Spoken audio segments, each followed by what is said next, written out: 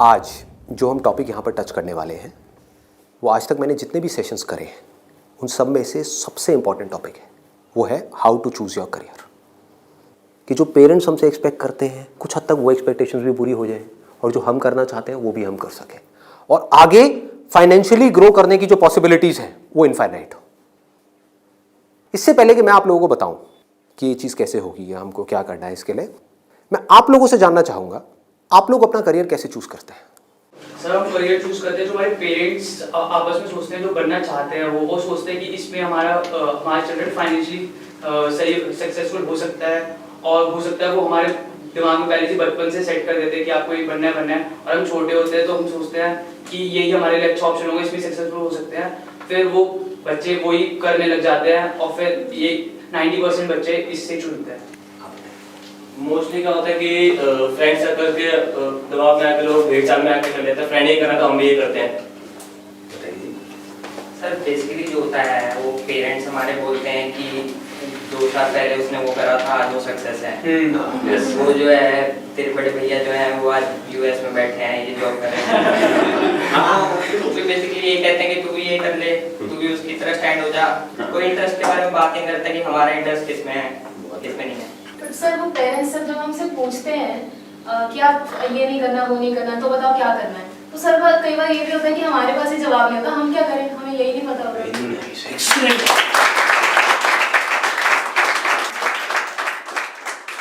इसमें गलती पेरेंट्स की भी नहीं है।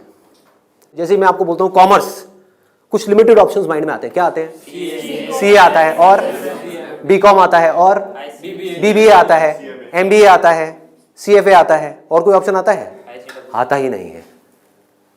तो ध्यान से देखो क्या हो रहा है। हम सब बच्चों की सोच एक जैसी है, सब पेरेंट्स की सोच एक जैसी है। तो ये पेरेंट्स की सोच किसने बनाई? क्या उनकी गलती है? इस पूरी की पूरी सोसाइटी ने मिलकर बनाई। पेरेंट्स की सोच बनी और पेरेंट्स से बचपन से आज तक जो उन्होंने सुना देखा करा वहां से आपकी सोच बनी आपके पेरेंट्स से। तो अल्टीमेटली आप में और आपके पेरेंट्स में कोई फर्क नहीं है, उनको ब्लेम मत करो। आपकी सोच भी उनके जैसी ही है। अगर नहीं है तो बताओ कोई और ऑप्शंस। नहीं आते ना माइंड में? साइंस में बोलता हूं, साइंस बैकग्राउंड, क्या ऑप्शंस आते हैं माइंड में? इंजीनियरिंग। इंजीनियरिंग में भी क्या आता है? जैसे इंजीनियरिंग वर्ड आता है क्या आता है माइंड में? आईआईटी आता है। ठीक है। मेडिकल में क्या आता है? एमबीबीएस, सर्जन्स, और कुछ? नो सर, बस यही है। देखो हमारी सोच कितनी लिमिटेड हो गई है। माइंड में कुछ आता ही नहीं है तो करेंगे कैसे? आपके माइंड में कुछ आएगा तभी तो वो चीज होगी। अगर माइंड में हिमालय नाम का पहाड़ होगा तभी तो उस पर चढ़ोगे। माइंड में हिमालय है ही नहीं तो कैसे चढ़ोगे? वहां तक जाना तो बहुत दूर की बात है। क्या करोगे? तो क्या होगा आपके साथ में? वही जो उन सब लोगों के साथ में हो रहा है जिनकी सोच ऐसी है। अपने आसपास में देख लो क्या हो रहा है उन लोगों के साथ में। अगर हम चाहते हैं हमारे साथ में कुछ अलग हो तो हमें क्या करना पड़ेगा? अपनी सोच को तोड़ना पड़ेगा। सबसे पहले समझेंगे कि एग्जैक्टली हो क्या रहा है, फिर ये देखेंगे कि हम क्या कर सकते हैं और क्या करना है। इसको आप पीछे सर्कुलेट कर दीजिए।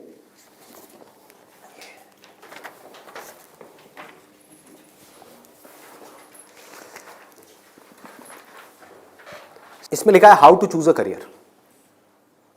अच्छा, पढ़ाई में हमको आगे बढ़ने के लिए मान लो जैसे मैंने बोला साइंस बैकग्राउंड, तो माइंड में क्या आया? इंजीनियरिंग आया, इंजीनियरिंग से आईआईटी आया, आईआईटी से कोटा आया, या और ये जो तैयारी वाले इंस्टीट्यूट्स हैं वो आए, वहाँ पर जाओ, जा करके तैयारी करो, यही सब होता है।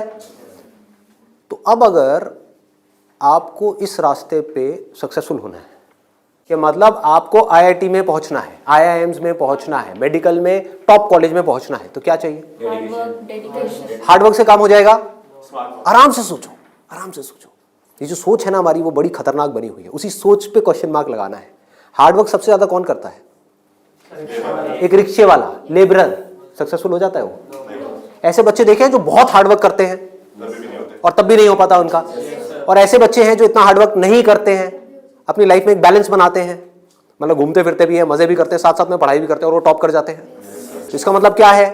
हार्डवर्क पे क्वेश्चन मार्क लगाओ। हार्डवर्क इंपॉर्टेंट है, लेकिन हार्डवर्क भी अगर सही डायरेक्शन में ना किया जाए तो बकवास है। समझ रहे हो? सक्सेस यहां है, आप वहां भाग रहे हो पूरी जान लगा करके पागलों की तरह, कभी सक्सेसफुल हो सकते हो? हार्डवर्क तो कर रहे हो, क्यों नहीं हो सकते? डायरेक्शन ही गलत है। सबसे पहले क्या चाहिए? एक सही डायरेक्शन चाहिए, सबसे पहले, मोस्ट इंपॉर्टेंट। मतलब कि जिस डायरेक्शन में हम भाग रहे हैं, पहले हमको उसको समझना है कि हम सही डायरेक्शन में भी भाग रहे हैं या इसलिए भाग रहे हैं क्योंकि सब भाग रहे हैं। या ये कहो, हो सकता है ये जो सब भाग रहे हैं उसमें से कुछ लोगों के लिए वो डायरेक्शन सही हो, हमारे लिए गलत हो। समझ पा रहे हो?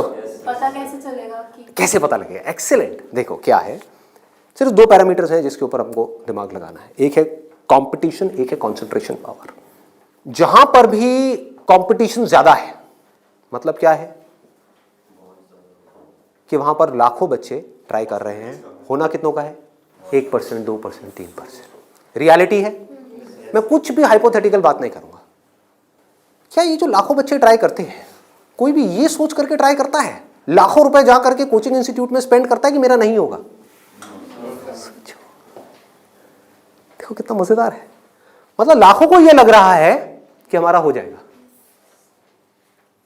तो अब सबसे पहला यहां पर जो क्वेश्चन पूछना है, जो ना अभी पेरेंट्स पूछ रहे हैं ना बच्चे खुद पूछ रहे हैं, वो अपने आप से पूछना है। वो ये कि मेरी कंसंट्रेशन पावर्स कैसी है। सिंपल है ना, इसमें कोई कॉम्प्लिकेटेड है? कि अगर आपको इन कॉम्पिटिटिव एग्जाम्स में कॉम्पीट करना है, दिन में 10-10 घंटे पढ़ना है, 15-15 घंटे पढ़ना है, उससे भी काम नहीं होने वाला, क्योंकि बहुत लोग पढ़ते हैं फिर भी नहीं कर पाते। तो इसका मतलब क्या है? आपको अपने आप से सच बोलना होगा। अब ये बड़ा टेढ़ा काम है, क्योंकि दुनिया में हमारी आदत क्या पड़ी हुई है? झूठ बोलने की। हाँ, किसी से भी जा करके पूछो, हाँ भाई तेरे में पोटेंशियल है, कर लेगा आईटी? हाँ मैं तो कर लूंगा, मैं तो कर लूंगा। फिर हुआ क्यों नहीं? हुआ क्यों नहीं? अरे वो लक साथ नहीं हो पाया, कोई वजह होगी, नहीं हो पाया। मतलब क्या था? डायरेक्शन ही गलत थी, स्टार्टिंग ही गलत हो गई। अब आप कैसे ये डिसाइड करोगे कि आपकी कंसंट्रेशन पावर स्ट्रांग है या नहीं है? माइंड की थोड़ा सा डेप्थ में जाते हैं। कैसे डिसाइड करोगे? जब भी आप किसी कॉम्पिटिटिव एग्जाम में कॉम्पीट कर रहे हो, तो आपको ये देखना होगा आपके कॉम्पिटिटर्स कौन है। फॉर एग्जाम्पल, आप एक रेस में भाग रहे हो, आपके साथ में कोई एथलीट है जिसने 10 साल प्रैक्टिस करी है रेस में भागने की। आप कभी नहीं भागे, धीरे धीरे जॉगिंग करी है, लेकिन रेस में कभी तेज नहीं भागे। जीत पाओगे उससे? करो हार्डवर्क। वो 10 साल से भाग रहा है और वो रुकने वाला नहीं है, उसके पास में पूरा का पूरा एक मोमेंटम है। वो अगले 2 साल तक भी ऐसे ही भागने वाला जैसे वो 10 साल से भागता आया है। आप अभी भागना शुरू कर रहे हो, तो पहले अपनी कंसंट्रेशन पावर्स को कंपेयर करना है किसी और के साथ। That is going to be a realistic solution. एक है थियोरेटिकल सोल्यूशन। थियोरेटिकल क्या है? माँ बाप कह रहे हैं बच्चों को भागो, बच्चे भी अंदर से कह रहे हैं भागो। यही हो रहा है, करेंगे करेंगे करेंगे करेंगे करेंगे, चार्ज अप हुए पड़े हैं पागलों की तरह। इनको ये नहीं समझ पा रहा कि मेरे अंदर वो स्ट्रेंथ है भी या नहीं है। बहुत बारीक बात है, अगर इसको हमको समझ आए तो। एक बॉक्सिंग रिंग में आप हो, ठीक है, तो सामने देखो कि जो बॉक्सर है वो है कौन जिससे आप लड़ने के लिए जा रहे हो। इसी को तो कंपटीशन बोलते हैं। तो अगर उस कंपटीशन को आपको जीतना है, और जीतना ही है, हारना किसको है? किसको अपने माँ बाप के पैसे डुबोने हैं? किसको अपनी लाइफ खराब करनी है? जीतना ही है। तो जीतने का क्या तरीका है? पहले अपने कॉम्पिटिटर्स की स्ट्रेंथ को समझ जाओ। समझ लो कि आप कॉम्पीट कर किसके साथ में रहे हो। वो कैसे समझोगे? रियलिस्टिकली अपने आप से पूछो, अपने स्कूल के बैकग्राउंड के बेस पे या जो भी आज तक आपने किया है उसके बेस पे। कुछ बच्चे होते हैं जिनको एक चैप्टर है, मान लो एक बुक में, उसको पूरा याद करने में या समझने में 1 घंटा लगता है। आपको कितनी देर लगती है? 5 घंटे, 6 घंटे, 10 घंटे या आधा घंटा? ये पूछो अपने आप से। Then you will be able to जज your strength in comparison to your competitors. ये जो 13 लाख बच्चे हैं, इसमें से 10% बच्चे ऐसे हैं जिनकी कॉन्सेंट्रेशन पावर्स एक्स्ट्रा ऑर्डिनरी है। उनसे अगर आप कॉम्पीट कर रहे हो तो एटलीस्ट आपकी कॉन्सेंट्रेशन पावर्स एक्स्ट्रा ऑर्डिनरी होनी ही चाहिए। और कॉन्सेंट्रेशन पावर एक दिन में एक्स्ट्रा ऑर्डिनरी नहीं होती है, ये प्रैक्टिस है। मतलब उन्होंने कई सालों तक इसकी प्रैक्टिस करी है, तब जाके उनकी कॉन्सेंट्रेशन पावर एक लेवल तक पहुंची है। तो आप अपने आप से ईमानदारी से सवाल पूछो तो सही कि आपकी कॉन्सेंट्रेशन पावर है कैसी। अगर एक्स्ट्रा ऑर्डिनरी है और आप ऐसे कंपटीशन में जा रहे हो जहां पे कंपटीशन बहुत हाई है, तो आपके सक्सेसफुल होने के क्या चांसेस हैं? क्या 100% है? पूछो अपने आप से, दिमाग को खोलो। दिमाग बंद हुआ पड़ा है लोगों का। आईआईटी में लोग कहाँ से आते हैं? सिर्फ दिल्ली से आते हैं, सिर्फ बॉम्बे से आते हैं? कहाँ से आते हैं? ऑल ओवर इंडिया से।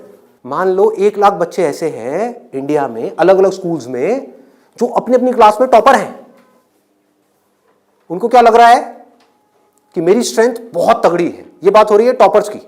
लेकिन जब वो जाएंगे कॉम्पीट करने तो और भी ऐसे टॉपर्स आए होंगे जो उनसे भी आगे होंगे। आप समझ गए? तो यहां पे आपने क्या किया? एक बहुत बड़ा काम कर दिया, अपने आप से सच बोल दिया और यही सच जा करके अपने घर वालों को बोल दिया।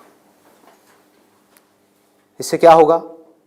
आप एक ऐसे कंपटीशन से बच सकते हो जहां पर आपके हारने के चांसेस बहुत ज्यादा है, क्योंकि एक्चुअल में कंपटीशन है किसके बीच में?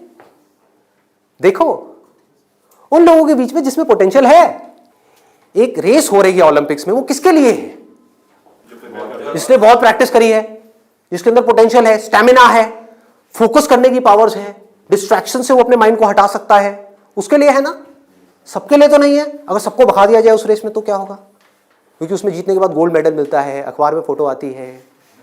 अखबार में फोटो आती है ना, इन कोचिंग इंस्टीट्यूट्स की फोटो आती है, नाम लिखे होते हैं, ऑल इंडिया रैंक ये है, ये है, ये है। उसको देख करके क्या होता है माँ बाप की हालत? उनको उसकी फोटो नहीं दिख रही होती, अपने बच्चे की फोटो दिख रही होती है। यहाँ पे आने वाले इतने साल बाद मेरे बच्चे की फोटो होगी, मेरी बेटी की फोटो होगी, उसकी ये रैंक होगी। यहाँ से क्या हो रहा है? हम अननेसेसरी अपनी एक ख्याली दुनिया खड़ी कर रहे हैं। पेरेंट्स ने अपने दिमाग में एक ख्याल बना लिया। अब यहाँ तक प्रॉब्लम नहीं है, उन्होंने वो ही किया जो होना था। सबके साथ होता है, कौन नहीं चाहेगा? गड़बड़ कहाँ हुई? आप भी इस खेल को नहीं समझ पाए, आप समझ ही नहीं पाए हो क्या रहा है। ये जो कोचिंग इंडस्ट्री है आज की डेट में 1.5 लाख करोड़ की इंडस्ट्री है। ये पैसा कहाँ से आ रहा है? हम सबसे आ रहा है, हमारी जेब से आ रहा है। तो अगर इस खेल को हम समझ जाएं, हमारे पेरेंट्स नहीं भी समझ पा रहे क्योंकि वो तो सपने देखेंगे ही, और हम जाकर के बोले ये सपना आप अभी रोक दो, उन पे लगाम लगाओ, देखो पहले कि आपका बच्चा कहाँ स्टैंड करता है। गाड़ी आपके पास में 800 और कॉम्पीट करने की बात कर रहे हो फेरारी वालों से, बट इसका मतलब ये नहीं है 800 बुरी है।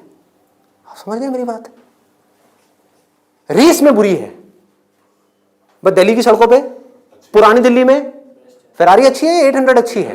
800 अच्छी है, ज्यादा सक्सेसफुल है। बट वही अगर उस रेस में चली जाए जिसमें सब भाग रही हैं और सारी 800 नहीं है, फेरारीज है, एक से एक फेरारीज है, किसमें कितनी आग लगी हुई है वो आपको पता ही नहीं है। आप समझ पा रहे हो? कोई आ रहा है कहीं से, उस बच्चे में कितनी आग है और कितना पोटेंशियल है वो आप सपने में भी नहीं सोच सकते, और आप उससे लड़ने की बात कर रहे हो। किस बेस पे? क्योंकि मेरे घर वालों ने ये सपना देखा है और मुझे सपने को सच करना है। पोटेंशियल है या नहीं है? पूछो अपने आप से, तो आपको क्लियर कट जवाब मिलेगा। क्लियर कट 10% लोग ऐसे होते हैं जिनमें एक्चुअल में पोटेंशियल है इन एग्जाम्स में कॉम्पीट करने का।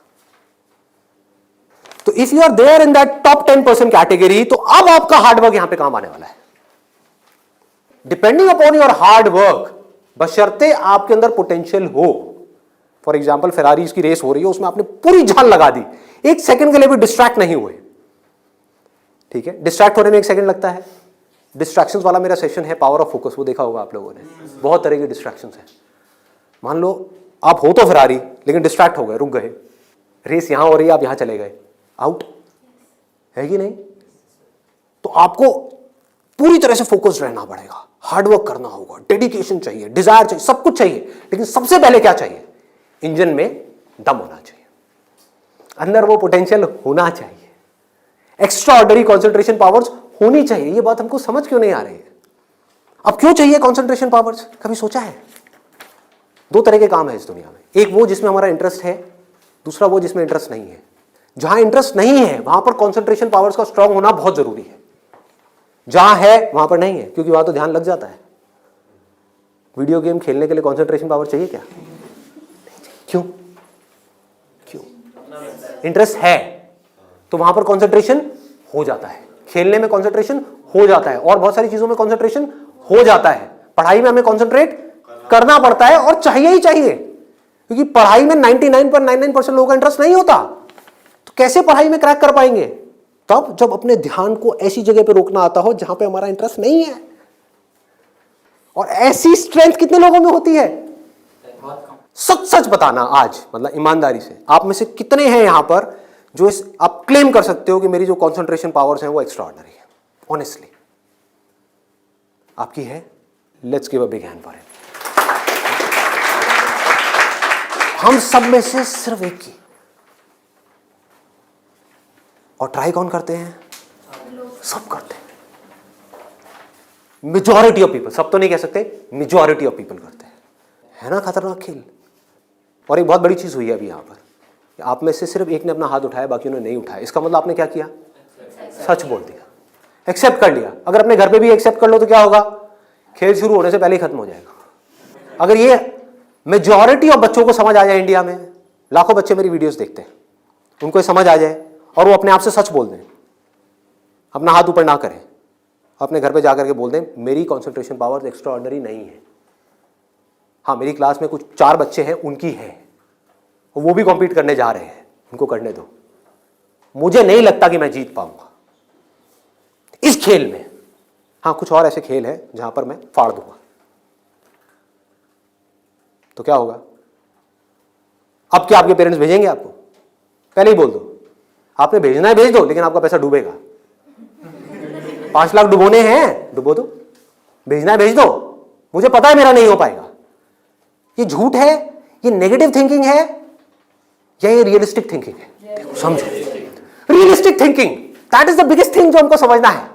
पॉजिटिव थिंकिंग का लोग मतलब क्या निकालते हैं कि मेरे पास में मारुति 800 है, और मैं ये एक्सेप्ट ही ना करूं कि मेरे पास में मारुति 800 है, मैं अपना एक ख्याल बना लूं कि मेरे पास में फेरारी है, और जाकर के कॉम्पीट करूं ऐसे लोगों के साथ में जिनके पास में एक्चुअल में फेरारी है। फर्क पता लग रहा है? और ऊपर से अपने आप को पॉजिटिवली अंदर से मोटिवेट करता रहा हूं। घर वाले भी मुझे रोज फोन करके, नहीं बेटा तू कर सकता है, कर सकता है, कर सकता। रियलिटी को देखो ही ना, अपनी स्ट्रेंथ को देखो ही ना, अपनी आंखें बंद कर लो, सच बोलो अपने आप से। जीत सकते हो तो लड़ो, नहीं जीत सकते तो कोई ऐसी जगह पे जाओ जहां पे आप जीत सकते हो, या बेटर स्टिल जहां पे कोई कंपटीशन ही ना हो। आगे बढ़ते हैं। दूसरा क्या है? ये तो हो गई पहली कैटेगरी, एक्स्ट्रा ऑर्डिनरी, जो यहां पर अभी कोई भी नहीं मिला, सिर्फ एक मिला है। दूसरा है ऑर्डिनरी। 90% लोग एक क्लास में, 90% स्टूडेंट्स इंडिया में वो इस सेगमेंट में आते हैं। अब मजे की बात क्या है, ये जो कोचिंग इंस्टीट्यूट्स हैं, इनकी दुकानें कैसे बच्चों से चल रही है? ऐसे बच्चों से। कुछ रोल मॉडल्स दिखा करके, देखो हमारे इंस्टीट्यूट से ये है, उन्होंने ये कर दिया, जनता को लेकर के आएंगे।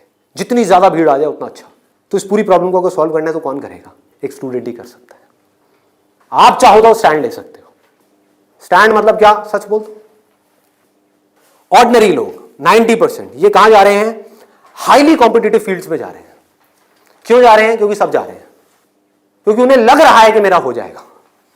मैं ये नहीं कह रहा कि अगर आप ऑर्डिनरी हो और एक हाई कॉम्पिटिशन वाली फील्ड में जा रहे हो तो आपका नहीं होगा।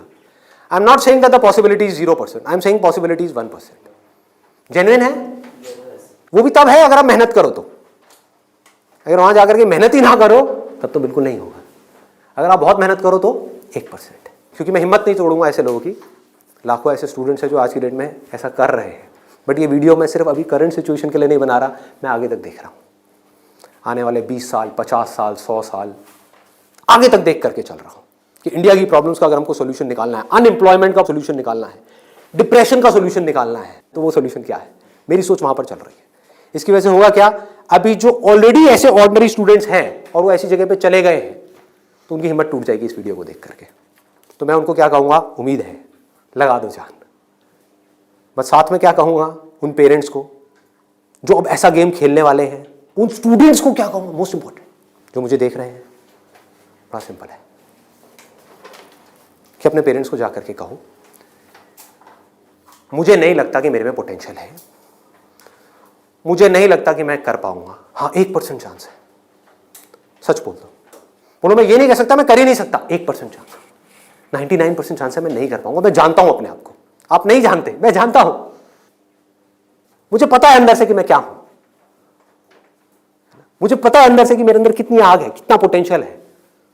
मैं अपने दोस्तों के साथ में बैठ के पढ़ा हूं, मुझे पता है अंदर से कि मैं क्या हूं।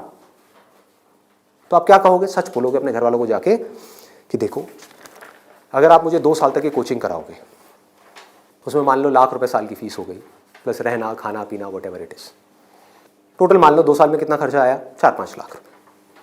5 लाख मान लेते हैं। तो आप बोलोगे अपने घर वालों को जाकर के, अगर अभी भी ये सब सुनने के बाद भी आप कहते हो कोई बात नहीं बेटा 1% चांस है तू कर ले, तो मैं आपको एक बेटर ऑप्शन देता हूं प्रैक्टिकल रियलिटी के बेस पे। यहां पे अगर आपके पेरेंट्स आपके ऊपर दाव लगाते हैं, जीतने के चांसेस क्या है पेरेंट्स के? 1:100। इससे बेटर ऑप्शन क्या है? गोवा जाओ। Seriously, I am serious about it, मजाक नहीं कर रहा। गोवा जाओ, वहां पे कैसीनोज हैं, वहां पे अगर आप 5 लाख रुपए लगाते हो, एक रूले करके गेम है, पता है आप लोगों को? सारे जुआरी हैं क्या यहाँ पे? रूले गेम है जिसमें एक बॉल घुमाते हैं, 36 नंबर होते हैं और एक 0 होता है। वहां पे अगर आप 1 नंबर पे पैसा लगाते हो और वो नंबर आ जाता है तो 1 रुपए आपका बन जाता है 36 रुपए। जीतने की प्रोबेबिलिटी क्या है? 1:37। यहां पर क्या है?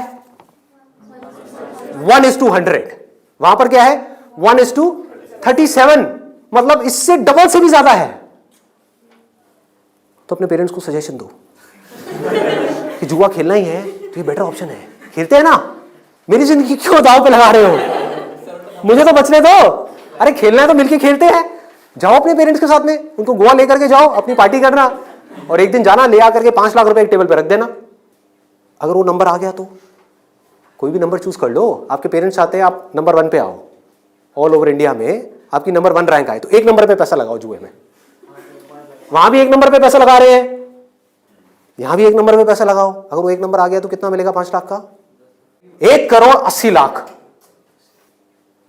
1,80,00,000 उसको उठा करके बैंक में एफडी कराओ। कितना इंटरेस्ट आएगा? 12%। तो अब टाइम गया। आप मान लो टैक्स वैक्स काट के 7-8% भी आ गया आपके हाथ में, महीने का 1,00,000 रुपए, साल का 12 लाख रुपए। सोचो क्या ये प्रैक्टिकल है या नहीं है? जो बात मैंने बोली है थियोरेटिकल है, प्रैक्टिकल है? वहां भी जुआ है, यहां भी जुआ है। आप भी बोल रहे हो हाँ शायद मेरा हो जाएगा, पेरेंट्स भी कह रहे हैं हाँ शायद इसका हो जाएगा। प्रोबेबिलिटी हमारे सामने है, आपके होने की जो प्रोबेबिलिटी है वो हमारे सामने है।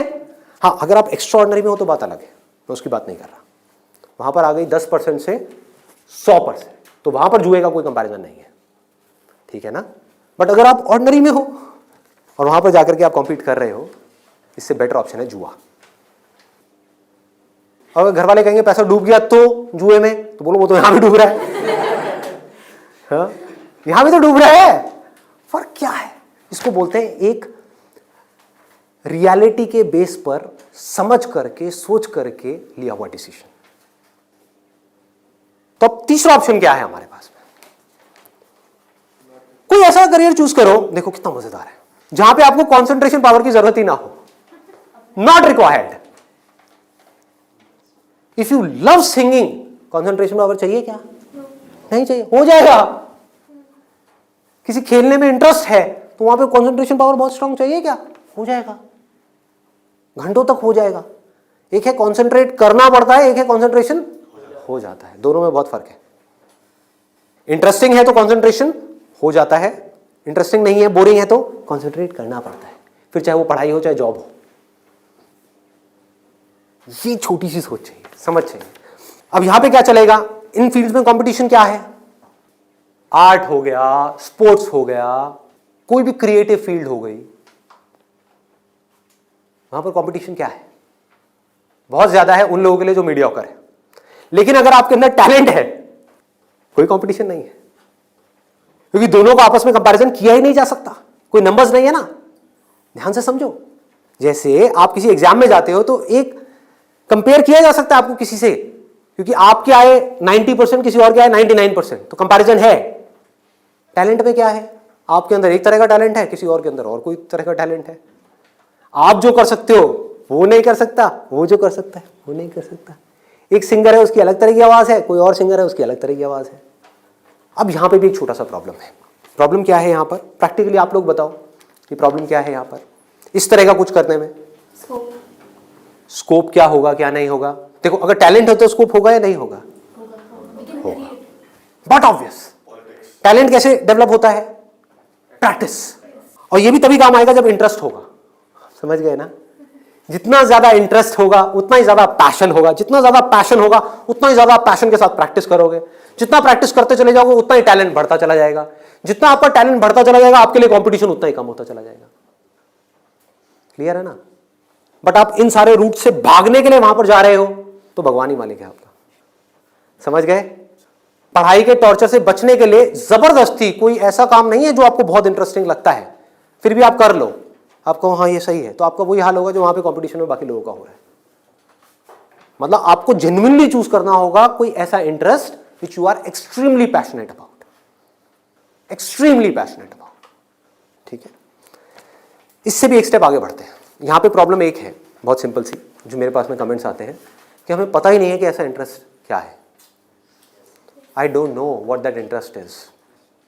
मेरे लिए ऐसा कोई इंटरेस्ट नहीं है, कोई ऐसा टैलेंट नहीं है, कोई ऐसी स्किल नहीं है जो मैं कह सकूं कि हाँ इसके बेस पे मैं अपनी पूरी लाइफ स्टेक पे लगा सकता हूं। उनके लिए क्या सोल्यूशन है? आपके घर वाले चाहते हैं आपको डिग्री मिले, आप चाहते हो कुछ अपना करना, फाइनेंशियली भी सक्सेसफुल हो जाओ, तो उसका ऑप्शन क्या है? ये रहा। यानी कि आप बहुत ज्यादा टफ एग्जाम्स को क्रैक नहीं कर सकते, बहुत ज्यादा टफ पढ़ाई नहीं कर सकते, लेकिन आप पढ़ सकते हो। तो आप एक ऐसी फील्ड चूज करते हो जहां पे कंपटीशन लो है, जहां पे कंपटीशन कम है, और अगर वहां पर आप स्मार्ट वर्क करने लग जाओ तो आपके जीतने के जो चांसेस हैं, सक्सेसफुल होने के चांसेस हैं, that starts from 10% and goes up to 100%, as good as उन लोगों के कंपैरिजन में जो यहां पर टॉपर है। और यहां पर कोई लिमिट नहीं है कि हम क्या कर सकते हैं। स्मार्ट वर्क को मैंने नीचे डिफाइन भी किया हुआ है कि what does smart work mean. It means developing your understanding, that is smart work. जो काम आप कर रहे हो उसकी समझ अगर आपको है कि आप क्या कर रहे हो, क्यों कर रहे हो, कैसे कर रहे हो, तो आप स्मार्ट वर्क कर रहे हो। समझ नहीं है बस कर रहे हो तो आप हार्ड वर्क कर रहे हो। अब इसमें मैं आपको एक प्रैक्टिकल एग्जांपल देने वाला हूं। एक सिंपल सा करियर मैं आपको बता रहा हूं, फिजियोथेरेपी। सुना इसके बारे में सबने? अभी कुछ दिन पहले मेरी नेक में थोड़ा सा पेन हुआ, मैंने गूगल पे जाकर के सर्च किया physiotherapy services at home in my area. Locality मैं नहीं बताऊंगा, नहीं तो लोग मेरे घर आ जाएंगे। तो मैंने सर्च किया, वहाँ पर ऊपर कुछ लिस्टिंग्स आई, कुछ वेबसाइट्स आई, उसमें एक डॉक्टर का नाम मुझे मिला। उनकी मैं वेबसाइट पे गया, वहाँ जा करके उन डॉक्टर के बारे में मैंने 2-3 मिनट पढ़ा, समझा, मुझे अच्छा लगा पढ़ करके, समझ करके।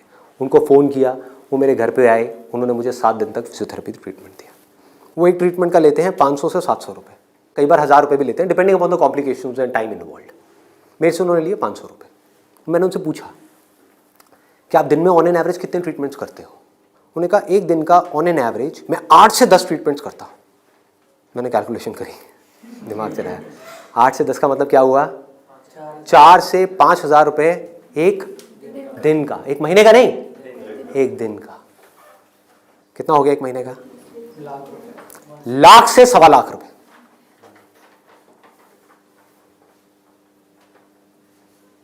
अभी उनको 4 साल हुए अपनी फिजियोथेरेपी करे हुए। ये नहीं है कि 40 साल हो गए, 4 साल। समझ रहे हो क्या किया उन्होंने, कैसे किया उन्होंने? वो सब आ जाता है स्मार्ट वर्क के अंदर। उन्होंने हार्ड वर्क नहीं किया, स्मार्ट वर्क किया। ज्यादातर लोग क्या करते हैं, एक हाईली कॉम्पिटिटिव फील्ड के अंदर जाकर के कॉम्पीट करते हैं, वहां होता है नहीं, जाकर के किसी लोकल कॉलेज में फंस जाते हैं, वहां से निकल करके जॉब के लिए धक्के खाते हैं। इसके आगे सोच बढ़ ही नहीं पाती है। जॉब नहीं मिल रही तो दुखी हो जाते हैं, उसके बाद में जब बहुत टाइम तक जॉब नहीं मिल रही होती तो जो भी जॉब होती है, जैसी भी जॉब होती है, कर लेते हैं। होता है प्रैक्टिकली ऐसा है? नहीं होता है। पढ़ाई करिए किसी फील्ड में, जॉब कर रहे हैं किसी और फील्ड में, मतलब जो वो पढ़ाई करी वो बेकार हो गई। स्मार्ट वर्क किसे कहते हैं? आप एक फिजियोथेरेपी कॉलेज में गए, कोई टॉप कॉलेज नहीं जहां पे अगेन कंपटीशन है, किसी लोकल कॉलेज से।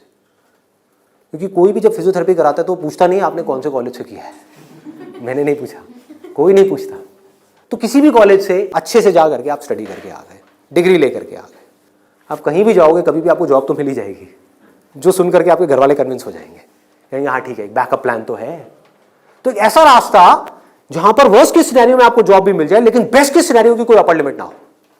अब बात आती है कैसे करोगे आप इस चीज को।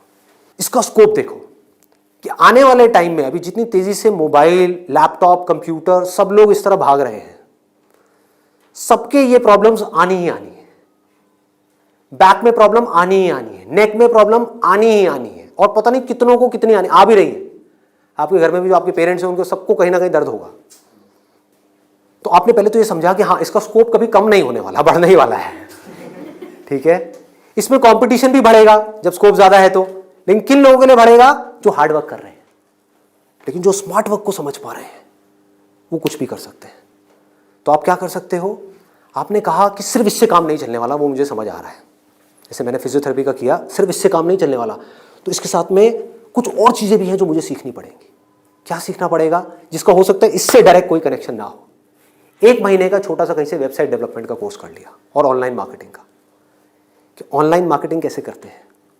गूगल में जब भी आप कुछ सर्च करते हो तो वहां पे एड्स आती हैं, उसको बोलते हैं गूगल एडवर्ड्स। ये किस तरह से काम करता है? आपने कहा ऑनलाइन मार्केटिंग मैंने सीख ली, उसके अलावा मुझे अपनी कम्युनिकेशन स्किल्स पे काम करना होगा, क्योंकि अगर मैं कहीं जा रहा हूं, किसी से बात कर रहा हूं और मैं बेवकूफ लग रहा हूं बात करने में, तो कोई मुझे दोबारा क्यों बुलाएगा? तो आपने क्या किया? कम्युनिकेशन स्किल्स का एक कोर्स किया 1 महीने का, उसके अलावा इंग्लिश स्पीकिंग का एक कोर्स किया 6 महीने का या 1 साल का। इस सबसे हो क्या रहा है? आप एज एन इंडिविजुअल बेटर बनते चले जा रहे हो। उसके बाद में धीरे धीरे आप अपनी एक क्लाइंटेल बनाओगे। शुरू में मान लो आपको दिन में 2 या 4 लोगों ने बुलाया, वर्स्ट केस सिनेरियो मान लो ना, घर से आप ऑपरेट कर रहे हो, अभी आपने कोई अपना क्लिनिक नहीं बनाया है, घर से आप ऑपरेट, और ये कोई थ्योरेटिकल बात नहीं है, ऐसे बहुत सारे लोग हैं जो ऑलरेडी ये काम कर रहे हैं, बहुत लोग कर रहे हैं। अपने नाम को मल्टीपल वेबसाइट्स में आप लिस्ट कर दोगे, इनको डायरेक्टरीज बोलते हैं, ऑनलाइन डायरेक्टरीज। तो ऑनलाइन सर्च इंजन में कोई भी कुछ भी सर्च करेगा तो कहीं ना कहीं वो आप तक पहुंच जाएगा, चाहे वो एक वेबसाइट के थ्रू पहुंचे, चाहे आपके थ्रू पहुंचे, चाहे ऐड के थ्रू पहुंचे, चाहे कहीं से भी पहुंचे, वो आप तक पहुंचेगा। अगर उनको आपने सेटिस्फाई कर दिया, अपनी बातों से भी, अपने ट्रीटमेंट से भी, ईमानदारी से, जेन्युइनली अच्छा ट्रीटमेंट कर दिया, तो वो क्या करेंगे? लोकेलिटी में रिकमेंड करेंगे, अपने फ्रेंड सर्कल में करेंगे, अपने रिलेटिव्स में करेंगे। तो धीरे धीरे क्या होगा? कुछ महीनों में क्या होगा? यहां पे थोड़ा पेशेंस रखना होगा। ये नहीं है सारा काम 1 दिन में हो जाएगा। आईआईटी में भी आपका एडमिशन हो गया तो ये नहीं कि हलवा है वहां से क्लियर करना, 4 साल तक लग करके दिन रात काम तो करना ही पड़ेगा ना, यहां भी करना पड़ेगा। तो आप सीखते जा रहे हो, समझते जा रहे हो, धीरे धीरे आपको कुछ ऐसी टेक्नोलॉजीज के बारे में पता लगेगा, कुछ ऐसे इक्विपमेंट्स के बारे में पता लगेगा। इसमें हजारों तरह के इक्विपमेंट्स हैं, हजारों तरह की चीजें हैं, अलग अलग तरह के ट्रीटमेंट्स के लिए। इतनी बड़ी फील्ड है ये। आप आने वाले टाइम में फिजियोथेरेपी का एक ऐसा क्लिनिक बना सकते हो अपनी सिटी में या कहीं पर भी, जो अपने आप में स्टेट ऑफ द आर्ट हो, मतलब ऐसा जो पूरे इंडिया में ना हो। और क्लिनिक आप ऐसे करते करते धीरे धीरे, अभी 1 दिन में या 2 दिन में नहीं होगा, मान लो 5 साल में होगा, 10 साल में होगा, 20 साल में होगा। क्लिनिक कितना बड़ा हो सकता है, कितने क्लिनिक्स हो सकते हैं, क्या क्या हो सकता है, कोई लिमिट नहीं। अगर कुछ लोग जो मेरी इन बातों को समझ पाए, जो बातें मैं कर रहा हूं, और कुछ ऐसी डायरेक्शन में जा पाए सेंसिबल तरीके से, smartly, not by doing a lot of hard work but by doing smart work, तेजी से आगे बढ़ पाए, तो आने वाले टाइम में यही वो लोग होंगे जो आने वाले टाइम में लोगों के लिए जॉब अपॉर्चुनिटीज क्रिएट करेंगे। अंदर से एक ये फीलिंग होनी चाहिए कि मुझे लोगों की प्रॉब्लम्स को सॉल्व करना है। अगर मैं कर पाया तो मेरी प्रॉब्लम्स तो सारी अपने आप सॉल्व हो जाएंगी, वो लोग करेंगे ना। अगर आपने किसी के दर्द का इलाज कर दिया तो वो आदमी आपको पता है क्या कहेगा? बताओ आपको क्या चाहिए। वो लोग आपके पीछे आएंगे। आपने उनको बोल दिया ना, नहीं मैं आज आपका ट्रीटमेंट नहीं कर रहा, नहीं डॉक्टर साहब आप बताओ कब आओ। मतलब कि अपने आप को अंदर से स्ट्रांग बना लो तो दुनिया भागती हुई आपके पास आएगी। ये एक रास्ता है। एक है अंदर से तो स्ट्रांग बनो मत और दुनिया के पीछे भागते रहो। भैया मेरा कुछ हो सकता है, भैया मेरा कुछ हो सकता है, भैया कहीं लगवा दो, जॉब लगवा दो, भैया ये भैया वो भैया वो। अरे काहे का भैया, समझे? ये एटीट्यूड चाहिए। डंके की चोट पे आप काम करो। मैंने लाइफ में जो भी काम किया है बिल्कुल एटीट्यूड के साथ किया है। ये मैं कर रहा हूं, आपको चाहिए तो लो, नहीं चाहिए तो आगे बढ़ो। Does not make any difference to me, क्योंकि मैं जो कर रहा हूं आई बिलीव इन इट। मैं कोई भीख नहीं मांग रहा हूं आपसे। और बहुत सारे लोग होते थे जिनको मैं मना कर देता था, जो मैं नहीं कर रहा तुम्हारा शूट, और वो जा करके 4 लोगों को पकड़ के ले आते थे, ये बंदा जेन्युइन है, इसमें दम है ना बोलने का। वो दम कहां से आता है? सोच से आता है। सोच को खोलो, बंद करके इसमें मत रहो, फाड़ दो। और फिर भी रहना है तो आपकी चॉइस है।